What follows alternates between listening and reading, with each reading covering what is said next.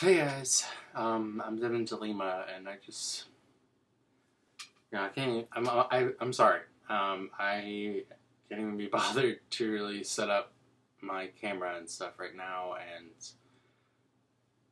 that's why this is lower quality. I'm shooting it on a iMac, iSight camera. But long story short, I just want to talk a little bit about what happened last week. Um, I was really hoping I would be able to put out a funny video this week or just a better subject matter than this. But honestly, I have no energy to be funny. I've actually been pretty nasty this week and pretty angry. Um, so, long story short, as I'm sure all of you know, there was a mass shooting the day after I posted the Rest in Peace Christina Grimmie video at a gay bar in Orlando as well.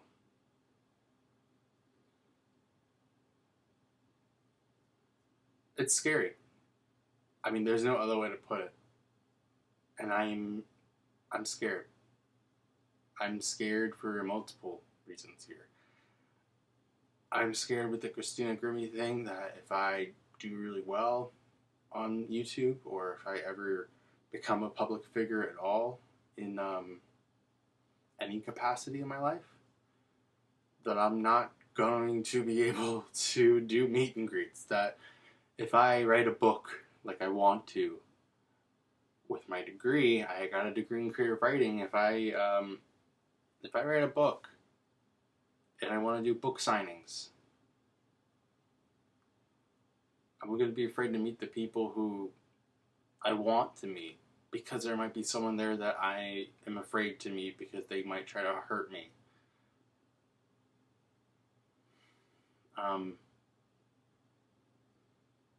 And then the next reason is I'm scared because I'm a gay male. And I came out when I was 15, 16, around there, to my parents and my brother at a dinner table on September 11th, almost 10 years ago. And I told them I was gay, and I know that my parents cried, and I know that my parents were upset, but not because they didn't want me to be gay, but it's because they were afraid that my life was going to be so much harder because I was gay. And for a while there, I didn't understand what they meant by that. Just because I was born into a time where I was very privileged to not have to go through the whole grid crisis of the 80s and what would end up being called HIV. I didn't really have any other openly gay authority figures. No one that I knew was gay. I was the only one, and it was lonely, but in a way it helped me process certain things, and it helped me get through certain things. But of course there are other things that you would need to be around other gay people for, and I didn't find that until I was in my early 20s, and a gay bar was one of those things when I turned 21. My 21st birthday was at a gay bar. And it wasn't because I wanted to go there and meet people. I had a boyfriend at the time. I had, whatever. I just wanted to go have fun. And for my birthday, the thing that I wanted to do the most was spend time with my friends in a place where I could be myself with my boyfriend. And I could hold his hand, and I could be near him, and I could not be afraid to be me. And that was only 4 years ago. So, that being said, a gay bar can be like a sanctuary for a lot of LGBTQ plus people in the community.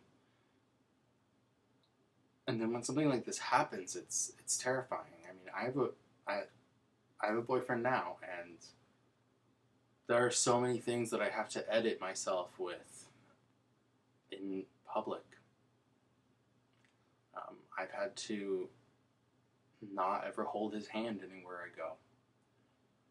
I've had to definitely not kiss him in public, and if I do, it has to look like it could be misconstrued as just like a friendly hug, and then do it real quick and make sure that no one's looking because we're afraid. You know, I mean, there's other things, but it's scary. We don't even hold our hands anymore, really, when we're on the highway.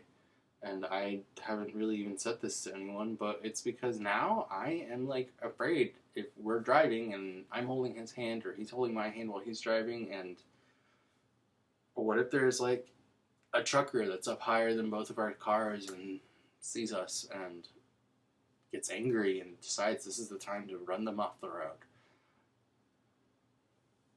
It's hard. And I didn't really understand what my parents meant when they said it's going to be harder. And we're so sorry that you're going to have to deal with it until this last week.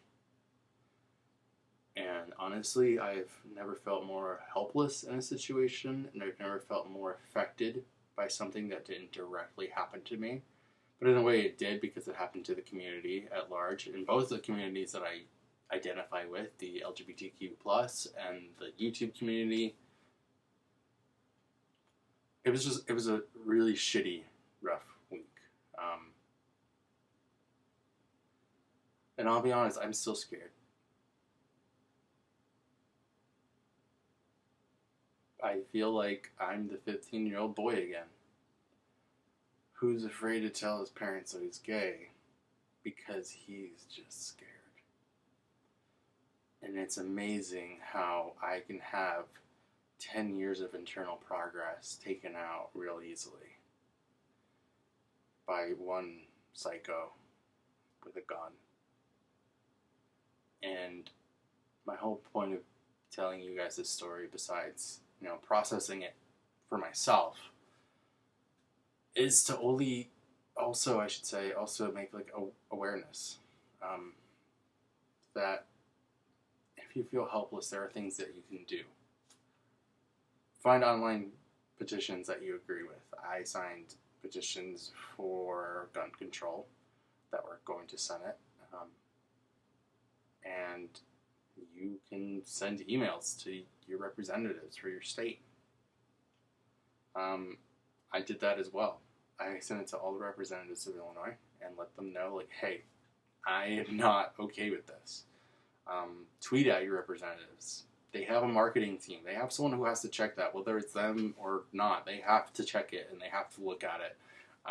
So your voice will be heard, even if it's just for a second that it's read. And you might be the reason that they think about it when they have to make a decision later on down the road. I remember that person said this on Twitter, and no, that's not how laws are made, but maybe you'll fight for it now that you know they can put your face with an issue. And then when the filibuster happened this last week, I called my representative office and left a message for the senators and let them know that I supported it and that I wanted change. And it helped me deal with some of this stuff. It doesn't take away the fear, but it made it a little bit more tolerable.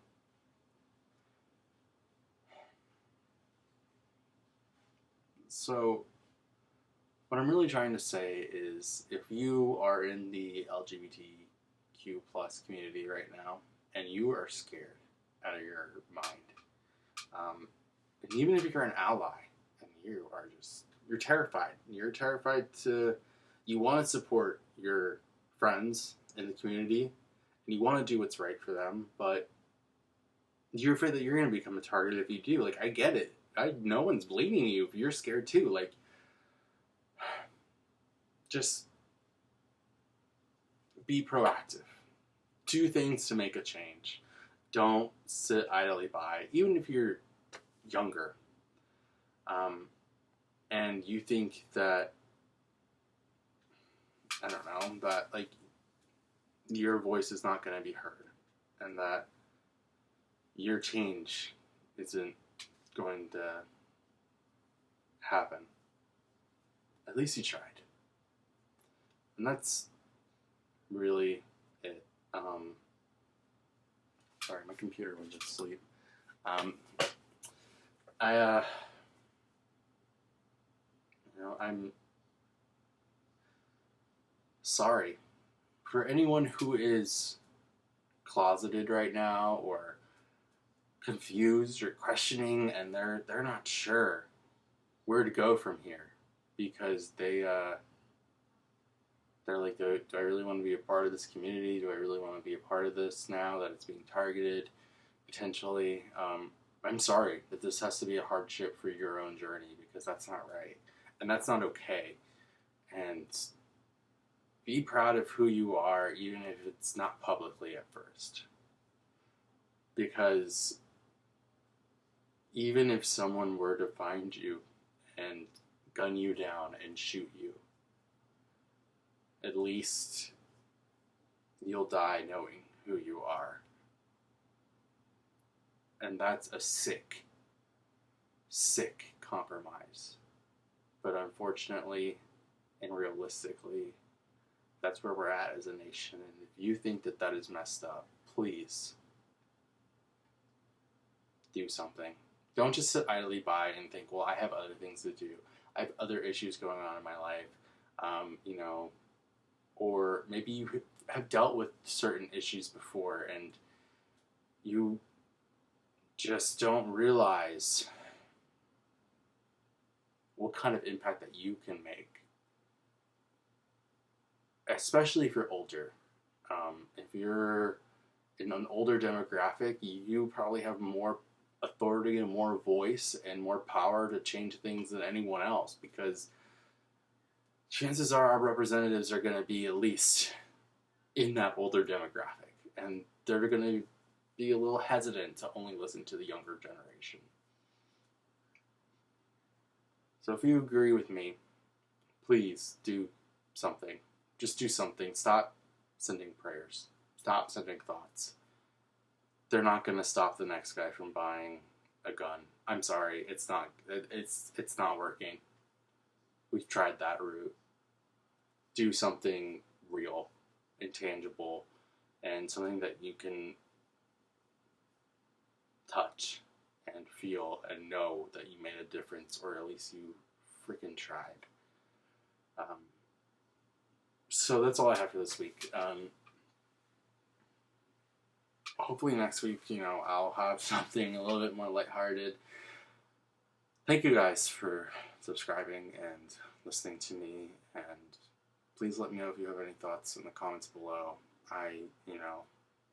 Be respectful in the comments, but I'm all for thoughts and comments and questions, and what my opinion is on something. And I'm curious about your opinion on this. If you're not in the community, or you are in the community but you're trans, or you're bi, you're lesbian. I don't know exactly everything.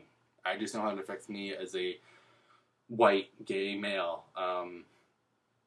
And I think that's also important, is that we don't want to also erase the race of the people who were gunned down too. And I don't know if that necessarily had anything to do with it. The media presents it like it's not, that it was more of a homophobic thing. But I don't know. I really don't know. It could very well be, and that's just adding another layer to this. So please, let's just all talk about it. And let's not stop talking about it just because it's been a week and a celebrity got a nose job or something, and that's newer news, and then we just let nothing happen, because this is too important to just let nothing happen. Because I don't want to have kids one day and be afraid that they're going to be targeted violently because they have two dads. And I don't want to have kids one day who have to not tell their friends that they have two dads because they're afraid that they'll be physically harmed or attacked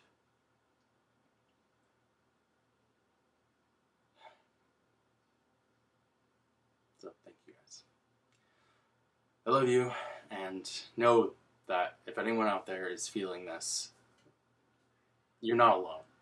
We're all feeling it in some capacity, and it's going to be okay. I do believe that, and there's your hope for the day. I really think that it's going to be okay, but it'll only be okay if we do something and don't sit idly by. So I've rambled long enough. Again, love you guys. Thank you for subscribing, and I'll see you next week for another brand new video.